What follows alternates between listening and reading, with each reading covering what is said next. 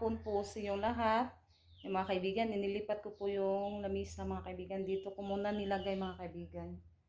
Nandyan ko muna siya nilagay kasi dito mga kaibigan, dito namin iba hindi, kung kapag dito namin siya ilalagay, maraming mga tawag dyan, yung tawag sa Bisaya ka ng tiki ba?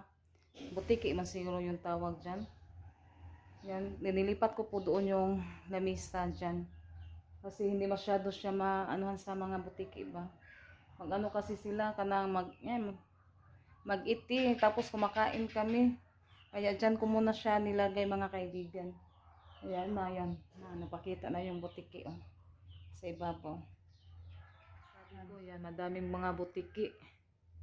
Kaya dyan ko muna nilagay yung lamisa.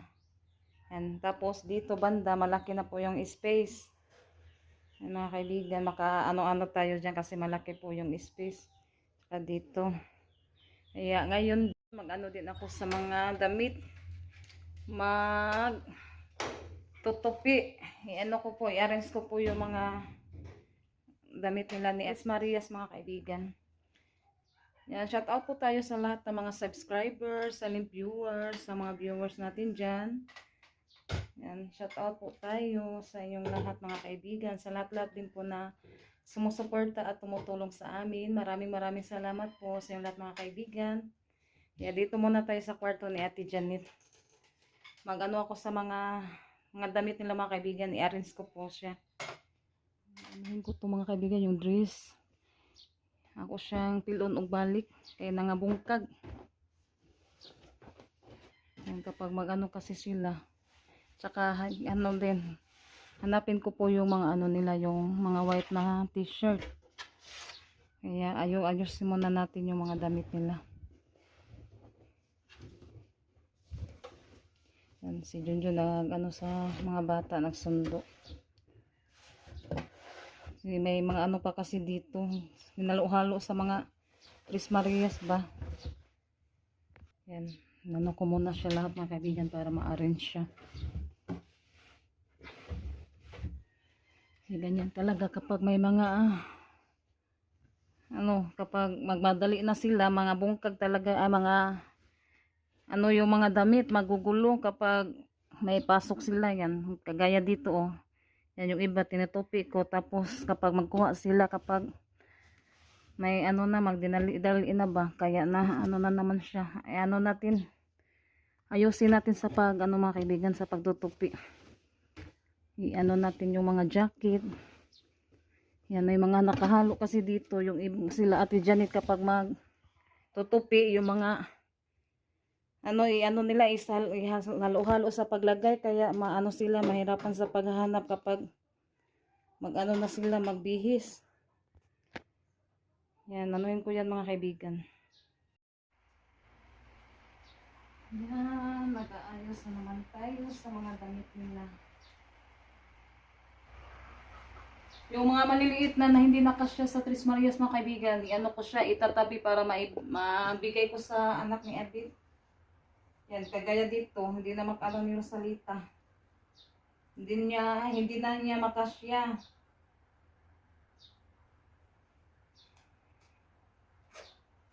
Yan, natin para magamit din sa kapatid ko, kasi mga maliliit pa po yung anak ni Edith ba. Yan na lang siya. Sana yun, magamit sa yung hindi na makasya sa Tres Marias. Tutupuin na natin to, tapos kapag makapasyan ulit si FBT, natin ibibigay. Yan, ito din. Hindi na din to kasya ni Rosalita. Ko na din po to ni ibibigay. Pero may na siya dito, may mancha. Pwede naman siya kunin to. Yan, ito na lang na. Kaya dito mga kaibigan, ito anuhin na lang to kasi may mancha siya. Maganda pa to mga kaibigan. Yan, natin to ni BB Kit. Kasi si Donna, maliit pa kasi si BB Donna. Hindi pa yan, hindi pa niya kasya. Yung mga karsulis dito ko sa baba ilagay mga kaibigan. Sa cabinet, sa baba, tsaka yung jacket. katulad nito para hindi mahirapan yung Tres Marias sa paghanap. Ganyan talaga, may si Junjun nga kahit mag-ano din siya, magulo din kapag magkuha ng damit. Kaya ako yung palagi yung mga gaayos. Hindi kagaya sa atin ba na kapag magkuha tayo ng damit, may ano natin, i-arrange pa na itong tarong. Ganyan talaga yung kapag ano pa. Tapos mga ano pa sila ba. Sanay ka nang mag-eskwela na magkuhan talaga, magmadali. Kaya maano yung mga damit nila. Magulo.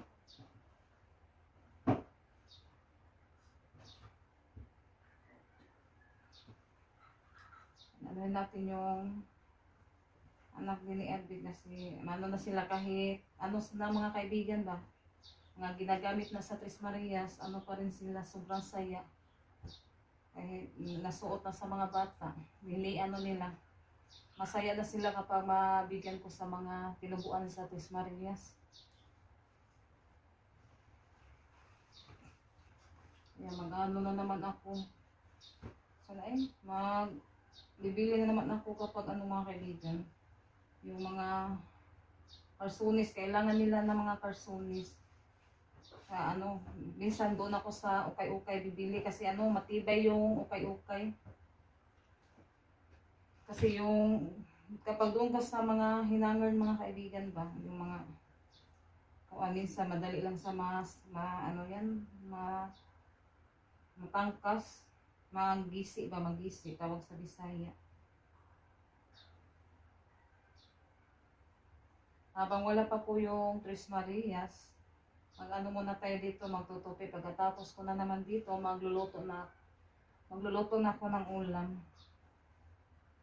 Pero natapos na ako sa pagsaing. Nagsaing na lang ako kasi kapag pagdating na sa yung mga bata galing sa paaralan, kasi yan, maghahanap ng pagkain. Lalong-lalo na po na si Rosalita. Kapag galing sa paaralan, kakain talaga yan. Si Ate Janet yung hindi masyado hindi katulad ni Ate Renard at ni Rosalita na malakas kumain. Yan, mamaya ko na din mga kaibigan, ko na pag matapos ako magtutupi. Kaibigan, natapos na po ako sa pagtutupi. Yan, yung mga puti nandyan sa ibabaw. Yan, nandito na pala sa Raymond. Hanap. Yan, nandito na sa Raymond. Kakarating lang nila. Lo!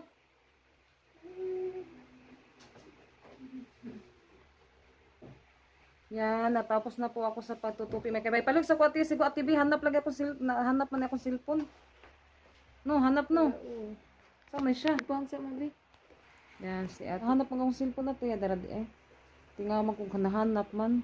Si Raymond. Yan, natapos na ako sa pagtutupi mga kaibigan. Yan, yung kulay, yung puti nandyan sa ibabaw. Yung iba nandyan. Yan, yung mga dress nandyan sa baba at saka yung tawag yan, yung jacket. Yan, nayos ko muna yung cellphone mga kaibigan kasi siya, hanap. Yan ito na klaro na siya. Yan, natapos na po ako sa pagtutupi. Yan mga kaibigan, yan. Bungkaga na po ninyo ha. Mana ba akong kuan pilo? Yan si Rosalita, kumain na mga kaibigan. Si Rosalita. Yan sila Ate Janet. Yan si Ate Janet mga kaibigan, si Raymond. Kakarating lang nila galing sa paaralan. Yan, kumain na si ate ng eskindi. Hi sa ate. Ngarap ka ba? Yan, natapos na po ako sa sa tupi sa mga damit sa Tres Marias. Yan yung hindi na po nila makasya mga kaibigan, niligpit ko kasi ibibigay ko po yun ni Abit kapag makapasyal dito sa bahay. Tarungan na inyo ang kuan. Ayusin nyo ha. Kaya mapay paghuman ako piluan na. Ayusin mo. Tarunga dyan tarunga. Ana. Tarungan nyo pagkuan. Kaya di ba dyan kuan magsibek-bek og pilo. Yan, ko yung Tres Marias mga kaibigan. Kasi minsan, lalo na si Rosalita, Si Rosalita yung ano, hulbot ng hulbot, tapos na ano na yung mga damit. Gumulo yung mga damit kapag siya magkuha ba. Ayan, sinabihan ko yung Tres Marias na ayusin sa pagkuha para hindi tayo paulit-ulit magtutupi. Kaibigan, ng luto po si kuya ng ulam namin. Yan, merong itlog dito at tinapa na giniling. Nagisa muna si tita ng bawang.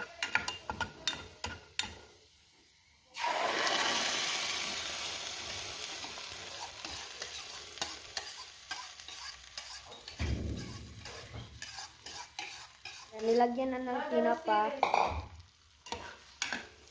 At pagkatapos ma-mix yung tinapa, yung itlog na naman.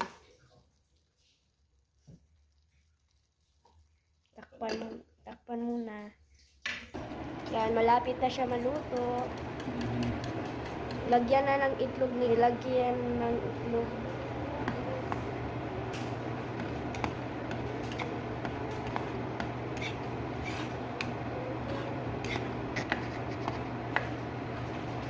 Yan.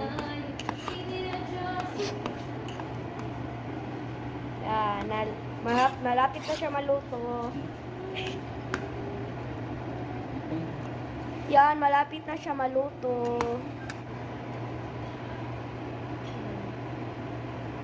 Hintayin lang natin para maluto na. Yan, natapos na din po ako dito sa pagtupi sa mga damit sa Tres Marias. Ano to, sa kwarto to ni Rinalyn mga kaibigan. Yan, yung mga ano nila dito, yung mga kulay white na ano, yung mga damit. Diyan ko nilagay sa ibabaw. Yung iba dito ko nilagay mga kaibigan, yung ibang dress. At saka yung mga sando. At yung mga crop top ni Rosalita, yan po yung ipasuot ko sa kanya. Pares sa white na t-shirt. Para hindi masyado makita yung ano niya mga kaibigan. Yan, at saka ito din, yung mga short, mga pajama. Diyan ko nilagay. At saka yung calzones nila ate Janet. Yung iba dyan ko nilagay. Yan. Na ano na siya, half-say na siya mga kaibigan. Malinis na siya tignan. Kaibigan, hanggang dito na lang po yung video ko kasi natapos na po ako sa pagtutupi. Yan, maraming salamat po sa lahat ng mga kaibigan, sa sumusuporta at tumutulong sa amin. Thank you so much po sa inyong lahat mga kaibigan. Bye-bye! God bless po sa inyong lahat.